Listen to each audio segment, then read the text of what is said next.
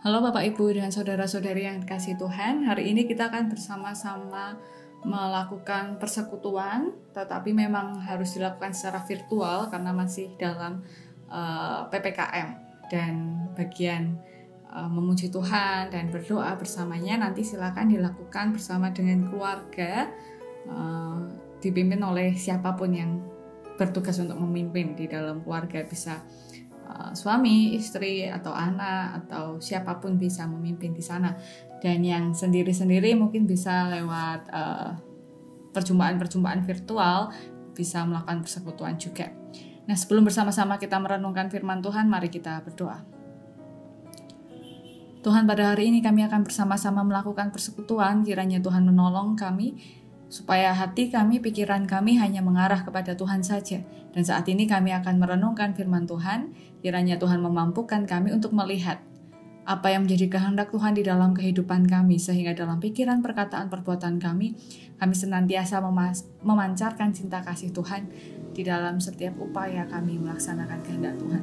Terima kasih ya Tuhan, di dalam nama Tuhan Yesus kami berdoa. Haleluya. Amin. Bacaan kita pada hari ini berdasarkan Keluaran pasal 23. Keluaran pasal 23 ayat yang ke-10 hingga ayat yang ke-13.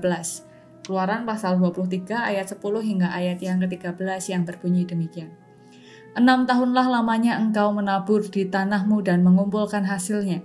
Tetapi pada tahun ke-7 haruslah engkau membiarkannya dan meninggalkannya begitu saja, supaya orang miskin di antara bangsamu dapat makan. Dan apa yang ditinggalkan mereka haruslah dibiarkan dimakan binatang hutan. Demikian juga kau lakukan dengan kebun anggurmu dan kebun zaitunmu. 6 harilah lamanya engkau melakukan pekerjaanmu, tetapi pada hari yang ke-7 haruslah engkau berhenti, supaya lembu dan keledaimu tidak bekerja, dan supaya anak budakmu perempuan dan orang asing melepaskan lelah.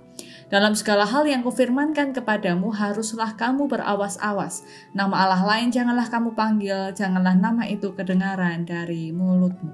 Demikianlah pembacaan firman Tuhan. Yang berbahagia adalah setiap dari kita mendengarkan, merenungkan, melaksanakan di tengah kehidupan kita sehari-hari. Haleluya. Bapak, Ibu, dan saudara-saudari yang dikasihi Tuhan, beberapa tahun terakhir, 2 tahun terakhir, karena pandemi Corona ini, ada banyak krisis yang harus dihadapi oleh manusia. Yang mulai dari kesehatannya, keadaan mentalnya, kesehatan mentalnya, bahkan juga hal-hal ekonomi, hal-hal sosial, semuanya mengalami krisis. Terlebih lagi baru-baru ini kita harus memasuki PPKM. Tentu ini bukan hal yang mudah bagi saudara-saudara kita yang bekerja di ranah pariwisata, saudara-saudara kita wira swasta yang mungkin berdagang atau lain sebagainya.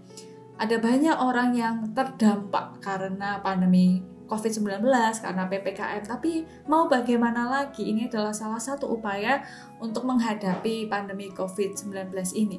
Nah, di tengah segala sesuatu yang kita hadapi ini, kita diajak untuk kembali merefleksikan panggilan hidup kita terhadap sesama dan terhadap seluruh ciptaan yang sudah dianugerahkan Tuhan kepada kita, hidup berdampingan kepada kita, orang-orang di sekitar kita, alam semesta di sekitar kita yang juga merupakan karunia Tuhan, sehingga kita hidupnya dapat berdampingan satu sama lain.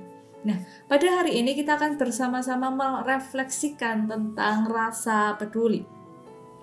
Rasa peduli terhadap sesama ini adalah hal yang paling dibutuhkan pada saat ini, menjadi sebuah nilai dasar dalam kehidupan keseharian saat ini. Karena di dalam kepedulian terdapat sikap memperhatikan, bertindak proaktif terhadap kondisi atau keadaan sekitar saat ini. Kepedulian juga berarti adalah sebuah keberpihakan kita untuk melibatkan diri dalam sebuah persoalan, dalam kondisi yang sedang terjadi di sekitar kita.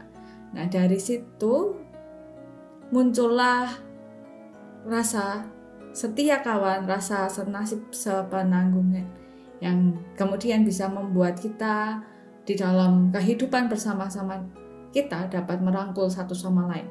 Nah, bacaan yang barusan kita baca ini sebenarnya bagian dari ayat-ayat yang sebelumnya, di ayat yang pertama sampai 9 yang bisa Bapak Ibu baca di dalam Alkitab.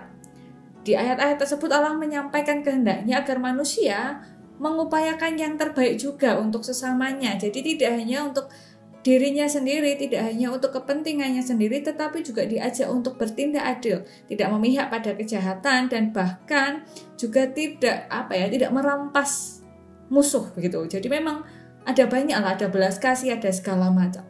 Dan secara khusus di ayat yang ke-10 sampai ke-13 ini, Tuhan mengajarkan kepada manusia pada saat itu, kepada umat pada saat itu, mengenai kepedulian terhadap mereka yang dianggap lebih miskin, lebih susah daripada umat pada saat itu. Kepedulian itu diatur oleh Tuhan dengan sebuah peraturan yang luar biasa. Selama ini kita sudah belajar tentang ingatlah dan kuduskanlah hari Sabat. 6 hari engkau bekerja, terus nanti hari ke-7 harus beristirahat.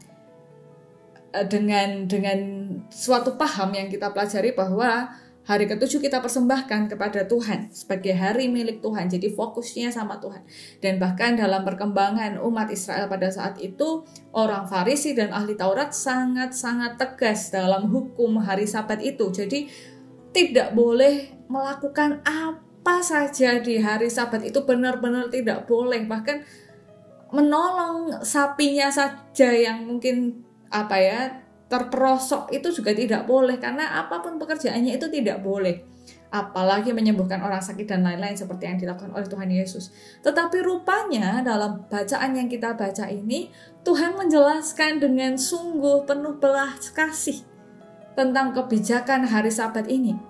Kenapa? Karena di tengah hari Sabat ini, di tengah hari istirahat ini, jadi waktu itu hari ke-7 hari istirahat, ya memang belum dituliskan hari Sabat, hari ke-7 hari istirahat. Kenapa kok ada hari istirahat? Karena yang pertama, setelah manusia, umat bekerja pada saat itu 6 hari lamanya memanen dan lain-lain, hari ke-7 nggak usah dipanen, istirahat saja kamu. Supaya orang miskin bisa makan dari yang tidak dipanen tadi di ayat yang ke-10 sampai 11. Jadi setelah menabur pada tahun ke-7, maafkan hari ke-7, pada tahun ke-7 harus membiarkannya dan meninggalkan. Jadi setahun itu ya sudah gitu. Itu untuk orang lain. Jadi bukan hanya tentang fokus kepada Tuhan saja, tetapi justru ada maksud yang penuh belas kasih, yaitu memberikan kesempatan bagi orang lain juga untuk bertahan hidup. Bahkan nanti ketika orang miskin itu sudah selesai makan, itu bukan berarti oh ya sudah aku ambil lagi, tidak. Bahkan hewan-hewan pun juga dipelihara oleh Tuhan. Jadi setelah manusia cukup berbagi kepada sesamanya, juga berbagi kepada alam semestanya. Dan di ayat yang ke-12, 6 hari engkau melakukan pekerjaanmu, ini yang menggambarkan hari Sabat pada saat itu. 6 hari melakukan pekerjaanmu, pada hari ke-7 engkau harus berhenti. Kenapa? Supaya lembunya, keledainya tidak bekerja, supaya budak-budaknya tidak bekerja dan melepaskan lelah. Baik sekali loh Tuhan ini. Jadi ketika di perkembangannya para ahli Taurat, Imam Farisi itu fokus tentang sebuah ritual di hari Sabat, rupanya Allah itu tidak fokus pada ritualnya.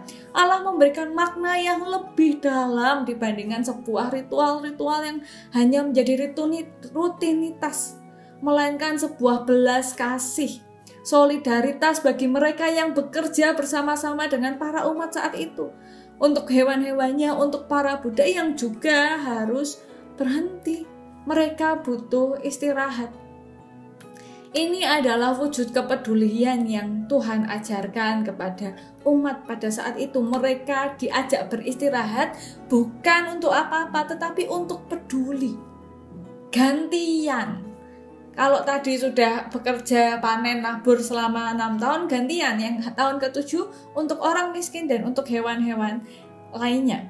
Setelah 6 hari kerja, hari ke-7 istirahat, supaya yang lain yang bekerja juga istirahat.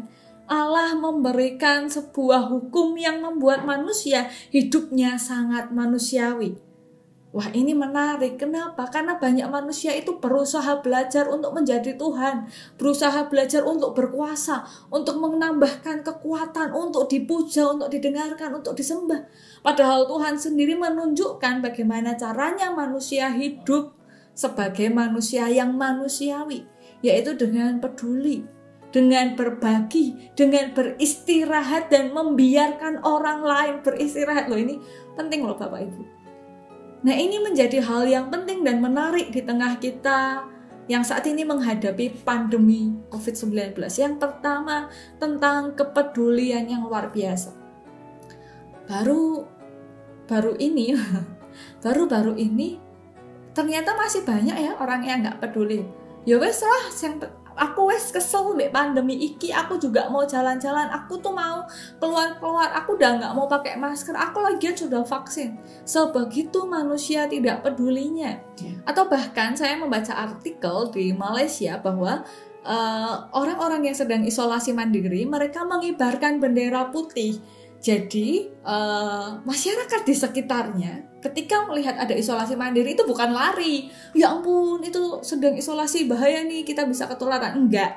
Tapi ketika melihat bendera putih mereka bisa mengirimkan makanan dan kebutuhan kepada saudara-saudara yang mengibarkan bendera putih. Keren banget kan? Jadi bayangkan Bapak Ibu, kalau hidup di pedesaan, di perkampungan itu memang kita biasanya tahu satu sama lain ya, bahkan anaknya tetangga pulang jam berapa aja seringkali tetangganya paham kan. Tapi kayak misalnya hidup di apartemen gitu-gitu mungkin belum tentu ya saling peduli sama lain. Memang hidup-hidup di perkotaan kan begitu. Tapi itu nggak selalu jadi hal yang buruk-buruk amat kok. Nyatanya ini orang-orang yang begitu malah bisa saling membantu. Mereka mengibarkan bendera putih dan orang-orang lain peduli dan tergerak hatinya untuk menolong dan membantu. Kepedulian ini adalah hal yang sangat penting bagi manusia pada saat ini. Lalu yang kedua adalah tadi berbagi. Wah, Indonesia ini menyenangkan sekali loh Bapak Ibu negaranya. Saya ini sungguh mengasihi bangsa Indonesia. Banyak sekali orang yang mau berbagi, seperti rumah sakit apung kalau Bapak Ibu tahu yang sekarang kapalnya sedang rusak, sudah karam itu. Jadi mereka itu dokter ini di rumah sakit apung itu berusaha melakukan praktek begitu di daerah-daerah yang tidak terjangkau, tidak dapat dijangkau. Jadi banyak loh orang-orang yang suka berbagi. Ada juga yang saya lihat beberapa foto kayak penjual gitu, pedagang gitu, dia tulis di depannya, jika Anda lapar Anda boleh mengambil makanan ini gitu. Jadi kalau misalnya ada orang lapar gitu, nggak punya kerjaan, atau misalnya bapak becak nggak ada penumpang ya, atau bapak ojek nggak ada penumpang, itu bisa ambil makanan di situ. Indonesia itu indah akan berbaginya, tapi juga ada orang yang sangat-sangat kurang manusiawi ya. Misalnya sekarang ini vitamin ditimbun, masker ditimbun, vaksin ditimbun, apalagi yang bisa ditimbun, susu, malah susu beruang juga ditimbun, semuanya ditimbun, harganya dinaikkan. Dulunya susu beruang paling ya 8.000 sampai 9.000, dijual sampai 50.000 dengan tulisan harga promo. Kan menarik sekali gitu. Ini adalah momen berbagi bagi kita. Kita diingatkan untuk berbagi, bukan diingatkan untuk menimbun. Dan Tuhan nanti sudah bilang kok, tahun ke-7 bukan untuk menimbun, untuk berbagi kepada yang lain. Ini penting sekali. Dan yang ketiga adalah membiarkan dan mengizinkan orang lain untuk istirahat. Aduh Bapak Ibu, beberapa waktu yang lalu saya ada sharing-sharing dengan pendeta-pendeta. Jadi ada satu pendeta yang ngobrol gitu dengan rekan-rekan dari PMI. Betapa lelahnya mereka ketika sehari itu mereka harus memakamkan beberapa jenazah saudara-saudara kita yang meninggal karena COVID-19. Bapak Ibu yang pernah pakai baju APD lengkap ya, baju APD yang lengkap pakai hazmat dan lain-lain, pasti tahu rasanya betapa panasnya di bawah matahari yang begitu terik, menggali kubur, menutup kubur, mengangkat peti, dan itu terjadi berulang-ulang gitu ya. Maksudnya sehari itu bisa beberapa jenazah yang harus dikuburkan. Kebetulan saya tinggal di pinggiran jalan, jadi saya mendengar sirine ambulans itu berkali-kali lewat di depan rumah. Jadi maksudnya membiarkan orang istirahat, ya ayolah kita peduli gitu, bahwa banyak orang yang capek, banyak nakes yang nggak bisa pulang, banyak nakes yang juga sudah tumbang.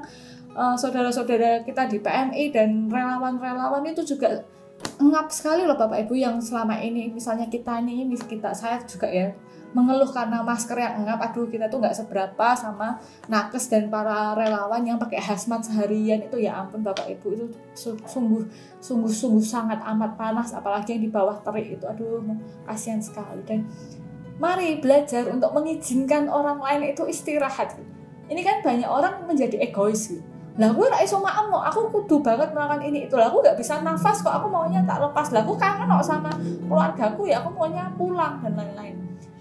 Kita nggak dengan kita memaksakan kehendak, kita tidak membiarkan orang lain itu untuk istirahat. Kita tidak membiarkan saudara-saudara kita itu istirahat. Padahal Tuhan itu mengajarkan 6 hari bekerja, yang hari ke-7 istirahat. Ya bukan cuma kamu istirahat, tapi semua yang ada di rumahmu, bahkan hewan-hewanmu juga harus istirahat. Karena kalau tuan itu bisa istirahat kapan aja, tapi budak nggak bisa. Maksudnya adalah yang sehat, yang punya privilege gitu ya, punya keistimewaan untuk bekerja di rumah, atau punya keistimewaan mobil pribadi untuk pulang rumah, Anda bisa pulang kapan saja. Tapi saudara-saudara kita nakes itu bahkan pulang rumah aja nggak mau nularin anak-anaknya. Aduh, kasihan banget, jadi saya jadi sedih. Jadi mari pada saat ini kita menjadi orang-orang yang solider dengan mengingat ini. Tuhan Yesus pernah ngomong nih, Tuhan Yesus pernah berkata kepada orang-orang, sesungguhnya segala sesuatu yang kamu lakukan untuk salah seorang dari saudaraku yang paling hina ini, kamu telah melakukannya untukku. Jadi Tuhan Yesus itu sangat solider dengan mereka yang menderita dan terhina. Maka dari itu mari kita meneladan Tuhan Yesus, menjadi orang-orang yang peduli, yang mau berbagi dan mengizinkan orang lain, mengizinkan alam semesta dan bumi ini juga istirahat, seperti kita juga pengennya istirahat. Amin. Saya tidak akan tutup dengan doa. Doanya silakan ditutup bersama dengan keluarga sendiri-sendiri, bersama dengan doa syafaat. Ya, demikian renungan yang saya sampaikan, kiranya dapat menjadi hal yang baik bagi kita semua. Sampai berjumpa di pertemuan berikutnya. Tetap taati protokol kesehatan dan jangan lupa tetap peduli, tetap berbagi, dan mari bersama-sama kita bergantian untuk beristirahat. Ya, sampai jumpa. Tuhan Yesus memberkati.